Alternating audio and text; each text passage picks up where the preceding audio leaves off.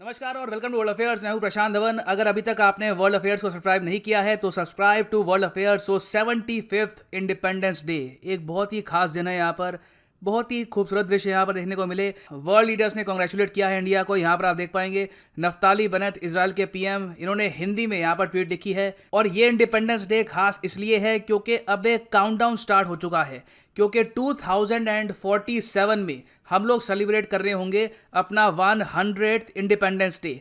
100 independence day को obviously हम चाहते हैं कि बहुत ही स्पेशल तरीके से मनाएं, देश में पॉवर्टी बिल्कुल खत्म हो जाए, इंडिया काफ़ी हद तक डेवलप्ड हो। ऑलरेडी कई इकोनॉमिस्ट और थिंक टैंक्स रिपोर्ट्स पब्लिश कर चुके हैं कि 2050 तक तो इंडिया दुनिया की दूसरी सबसे बड़ी इकोनॉमी होगी इन टर्म्स ऑफ पीपीपी, मतलब कि परचेजिंग पावर पैरिटी। 44 ट्रिलियन की इकोनॉमी हम तब तक बन जाएंगे। इंडिया ऑल टुगेदर ट्रांसफॉर्म हो चुका होगा तब तक। मगर जो ये 25 साल का सफर है ये हमारे लिए बहुत ट्रिकी होगा। कई देश हैं जो चाहेंगे कि भारत आने वाले 25 साल में प्रॉपरली डेवलप नहीं कर पाए। पीएम मोदी ने अपने स्पीच पे यहाँ पर दो चैलेंजेस गिनवाए हैं जो इंडिया फेस करता है। एक तो पाकिस्तान और दूसरा चाइना। इन्होंने यहाँ पर प्राइमरली बात करी है आतंकवाद की। आतंकवाद का यहाँ पे डायरेक्ट रिलेशन है विद पाकिस्तान, और एक्सपेंशनिज्म की, विस्तारवाद की, जिसका डायरेक्ट रिलेशन है विद चाइना। मैं चाहता हूं आप इनका जो ये स्पीच है ये सुने। कोरोना के बाद भी पोस्ट कोरोना नए वर्ल्ड ऑर्डर की संभावना है। कोरोना के दौरान दुनिया ने भारत के प्रयासों को देखा भी है और सराहा भी है।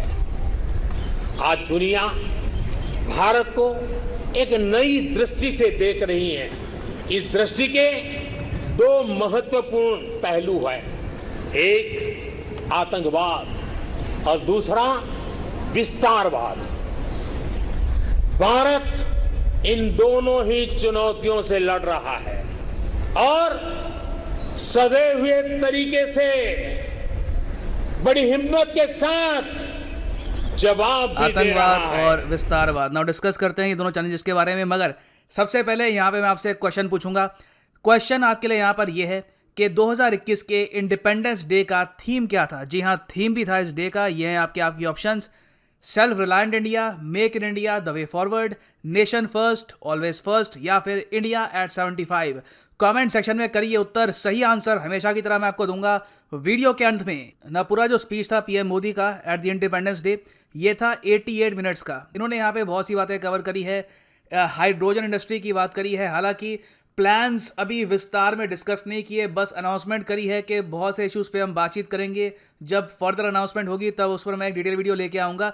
मगर अभी के लिए आप अगर देखो तो पीएम मोदी ने स्पेसिफिकली यहाँ पर मेंशन किया है डिफेंस मैन्युफैक्चरिंग को, कि अगर आतंकवाद और विस्तारवाद से प्रॉपरली लड़ना है तो ये एक एरिया है जहां पर हम कमजोर नहीं पड़ सकते। हमें इंश्योर करना होगा कि इंडिया कंप्लीटली सेल्फ रिलायंट रहे डिफेंस मैन्युफैक्चरिंग के मामले में। और पिछले 3 साल में आप अगर देखो तो भारत ने डिफेंस मैन्युफैक्चरिंग में बहुत ज्यादा बड़ी उपलब्धि हासिल करी है। आप अगर 2018-19 के फाइनेंशियल ईयर से लेकर 2021 तक देखो तो इंडियन गवर्नमेंट ने जो इंडियन डिफेंस इक्विपमेंट कंपनीज हैं उनसे 2 लाख करोड़ से भी ऊपर का जो इक्विपमेंट है ये परचेज किया है। ये सरकार ने हाल ही में रिवील किया इन द पार्लियामेंट, और ये संख्या लगातार बढ़ती ही जा रही है। आप अगर साल 2019-20 देखो तो सरकार ने 1 लाख करोड़ रुपए से भी ज्यादा की परचेज करी थी अपनी खुद की डिफेंस कंपनी से। और अगर भारत खुद अपना जो डिफेंस हार्डवेयर है ये प्रोड्यूस कर सकता है, इससे हमको कैपेबिलिटी मिलती है कि कल को अगर हम पे एग्रेशन होता है किसी भी साइड से, क्योंकि जब हम ये वर्ड सुनते हैं ना विस्तारवाद, तो सीधा दिमाग में आता है लद्दाख, डोकलाम, पैंगोंग लेक, जबकि विस्तारवाद इससे ज़्यादा डायनामिक है।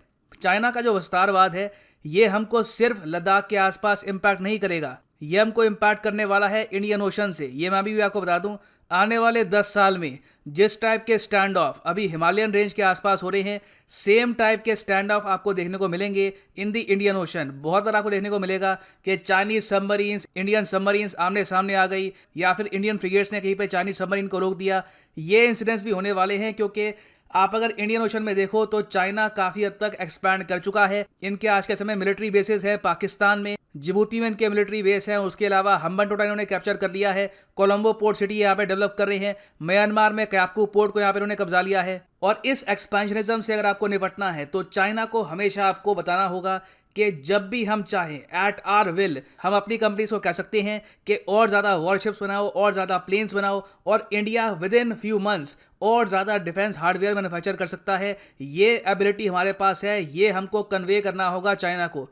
अगर हम ये प्रॉपर्ली कन्वे कर पाते हैं तो चाइना हो सकता है कि कभी भी मिलिट्री एडवेंचरिज्म करे ही ना भारत के अगेंस्ट। और देखो इसमें एक एस्पेक्ट इकोनॉमिक मसल का भी होगा। हर चीज़ की फाउंडेशन होती है कि आप इकोनॉमिकली कितने पावरफुल हो, आपके पास रेवेन्यू कितना आ रहा है। हमारे जो बड़े एम्बिशियस प्लान है आने वाले, इन्हें हम प्रॉपर्ली इंप्लीमेंट कर पाएंगे। अब हाल ही में आपने सुना होगा पीएम मोदी ने यह भी कहा है कि गति शक्ति मास्टर प्लान को हम इंप्लीमेंट करेंगे।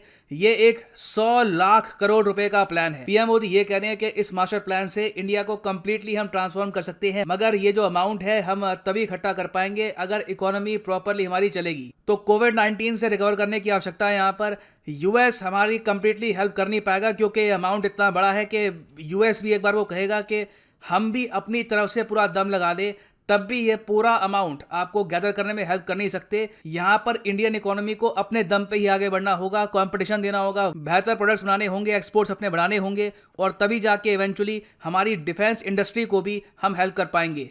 नाउ ये तो हमने बात करी है विस्तारवाद के बारे में। फिर आतंकवाद का स्पेशल मेंशन पीएम मोदी ने यहाँ पर इसलिए किया है क्योंकि 15 अगस्त को ही आपको पता होगा तालिबान ने वापस कब्जा लिया है अफगानिस्तान को। अशरफ गनी जो अफगानिस्तान के अभी के लिए जब मैं वीडियो रिकॉर्ड कर रहा हूँ अभी भी सिटिंग प्रेसिडेंट है, ये अपने ही देश से भाग गए हैं और आज के समय ये है तजिकिस्तान में। वहां पर ये गए हैं अपनी सेफ्टी के लिए। तो सिचुएशन देखिए अफगानिस्तान में काफी खराब हो चुकी है। एक प्रो पाकिस्तान तालिबान ने पूरे देश को कब्जा लिया है और तालिबान का आप अगर देखो तो एक बहुत ज्यादा मैं कहूंगा नेगेटिव एटीट्यूड है टुवर्ड्स इंडिया। इन्होंने बहुत ज्यादा अजीब सी स्टेटमेंट्स दी है इन द पास्ट।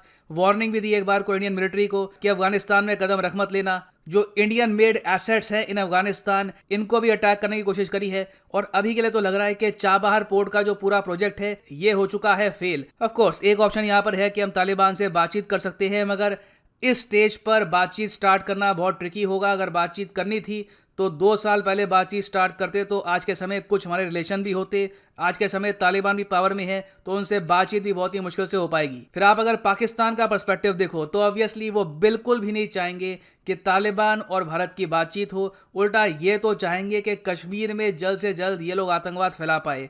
जब से आर्टिकल 370 हटा है, पाकिस्तान की एक बहुत ही बड़ी डिसअपॉइंटमेंट ये रही है कि कश्मीर बहुत हद तक काम रहा है। हर पाकिस्तानी अपने दिल में ये बात जानता है कि जो उनको उम्मीद थी कि कश्मीर में आग लग जाएगी, वायलेंस हो जाएगा, ऐसा कुछ भी नहीं हुआ है। और जैसे उनके पीएम कहते रहते हैं कि जेनोसाइड हो गया वगैरह, ऐसा भी कुछ नहीं हुआ है। कश्मीर धीरे धीरे नॉर्मलसी की तरफ बढ़ रहा है। तो पाकिस्तान यहाँ पे ऑब्वियसली ये चाहेगा कि तालिबान के जो आतंकवादी हैं ये इनकी हेल्प करें और कश्मीर में ये वापस वायलेंस फैलाएं, वापस यहाँ पे बॉम्ब ब्लास्ट हो। तो ये एक बहुत ही बड़ा चैलेंज है इन फ्रंट ऑफ इंडिया। ये जो वखान कॉरिडोर वाला जो ये एरिया है, यहाँ से तालिबान के जो आतंकवादी हैं ये कश्मीर में एंटर करके पीओके के थ्रू यहाँ पे आ सकते हैं जम्मू कश्मीर में ना। एक तो यहाँ पर डायरेक्ट थ्रेट है अटैक्स का, उसके अलावा देखो एक और यहाँ पर थ्रेट है ड्रग इकोनॉमी का। पाकिस्तान की गवर्नमेंट लगता है कि इस बात को लेकर कंसर्न नहीं है, मगर आने वाले 5 साल में आप देखोगे कि इस रीजन में जो ड्रग्स की प्रॉब्लम है ये बहुत ज़रा बढ़ने वाली है। ऑलरेडी आप अगर देखो तो पाकिस्तान और इंडिया में एक कॉमन प्रॉब्लम है कि जो हमारा यूथ है ये धीरे धीरे ड्रग्स से एडिक्ट हो रहा है। स्पेशली आप अगर देखो इंडियन पंजाब में या फिर इवन पाकिस्तानी पंजाब में आप अगर देखो तो ड्रग एडिक्शन एक बहुत बड़ी प्रॉब्लम है। ये प्रॉब्लम बढ़ने ही वाली है क्योंकि तालिबान का जो मेन बिजनेस है ये है ड्रग्स। ये लोग प्रोड्यूस करते हैं ओपियम, हेरोइन, और कुछ एस्टिमेट्स तो यही बताते हैं कि 2020 में दुनिया की 85% जो हेरोइन है ये ग्रो करी थी तालिबान ने, और ये बेचकर इन लोगों ने कमा लिए थे एक साल में ही $460 मिलियन। और अब तो देखो तालिबान भी इवॉल्व कर रहा है। ये लोग आज के समय मैथ, एम्प, वेरियस टाइप के जो और ड्रग्स हैं ये भी मैन्युफैक्चर कर रहे हैं। जी हाँ, तालिबान की ये भी रिपोर्ट सामने आई है कि इन्होंने मैथाम्फेटामिन भी यहाँ पर डेवलप करना स्टार्ट कर दिया है। ये वही ड्रग है जो हो सकता है कि आपने देखा हो ब्रेकिंग बैड में हाइजनबर्ग इसको बनाता था। तो ऑब्वियसली देखिए तालिबान के जो ये ड्रग्स हैं ये अब आसानी से फ्लो करेंगे पूरे रीजन में, चाहे पाकिस्तान हो, सेंट्रल एशिया हो, यूरोप हो। इंडिया में भी ड्रग्स की सप्लाई बढ़ने वाली है और इससे अगर हमारे यूथ को बचा के रखना है तो एक अवेयरनेस कैंपेन स्टार्ट करना होगा और इंश्योर करना होगा कि तालिबान के ग्रो किए हुए जो ड्रग्स हैं ये हमारे देश में ना आ पाए, क्योंकि ये ड्रग्स फंड करेंगे आतंकवाद को और हमारे देश का जो यूथ है इसको भी बर्बाद कर देंगे। तो पीएम मोदी ने बहुत ज़रा सोच समझकर यहाँ पे बात करी है आतंकवाद और विस्तारवाद दोनों की। These are big challenges in front of India. ना वापस आते हैं अपने क्वेश्चन पे कि थीम क्या था इंडिपेंडेंस डे सेलिब्रेशन ऑफ 2021 का। सही उत्तर यहाँ पे ऑप्शन ए बिल्कुल नहीं है, सही उत्तर यहाँ पे है option C, nation first, always first. देखो कभी कभी फर्स्ट नहीं है नेशन हमेशा फर्स्ट है।